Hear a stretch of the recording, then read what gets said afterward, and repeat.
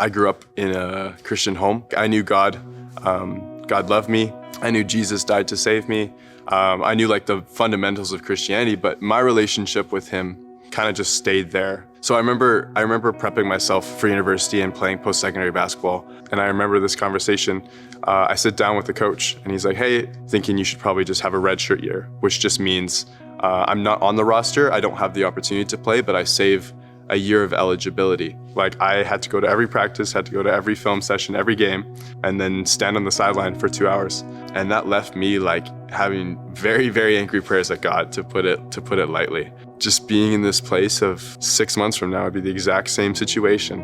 And it felt really, really hopeless. Just like one random day, like a good friend of mine texted me as well, and he's like, hey man, we got this Bible study going on. Just come, it's on Wednesdays. I needed good community, any place I could get it. So I was like, all right, like sure, I'll show up.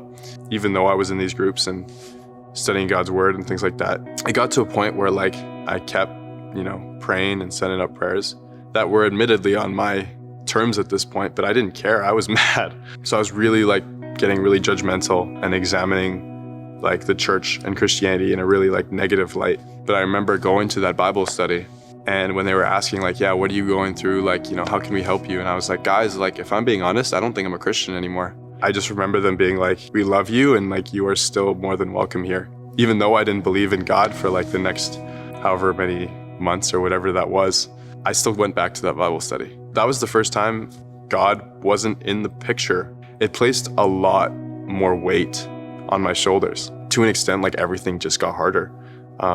School got scarier because I just had a lot of stress. I had a lot of anxiety. I remember meeting with my friend who I was really open with her. I was like, I didn't tell her I wasn't really believing in Jesus, but I told her like, I'm just not reading my Bible a lot. She was really like, hey, like just read a little every day.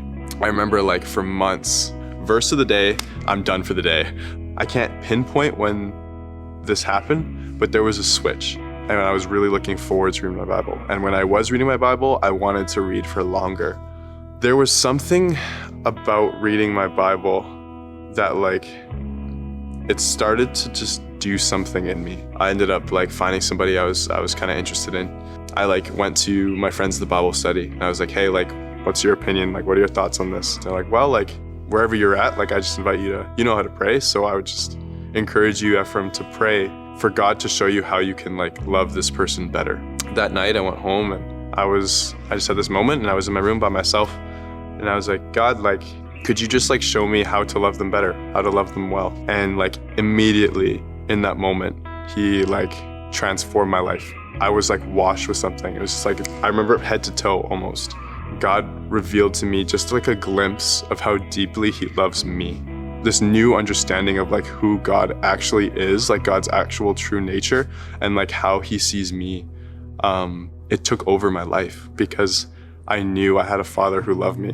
We're always talking about like, what was it like when did you give your life back to Jesus? But I think a better way to put it is that like Jesus came after me.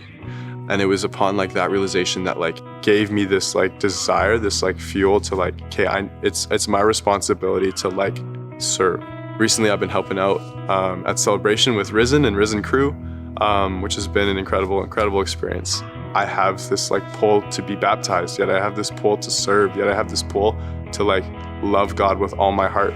And that's like something I can like truthfully say now, compared to where I started, where like I don't know where my heart is now. Like all my heart is saying is I love you, I love you, I love you to Jesus. And somehow that's the truth. That's the reality.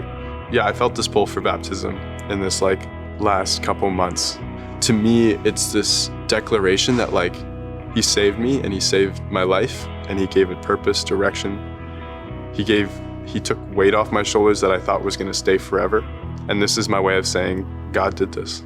And this is also me saying I will follow you.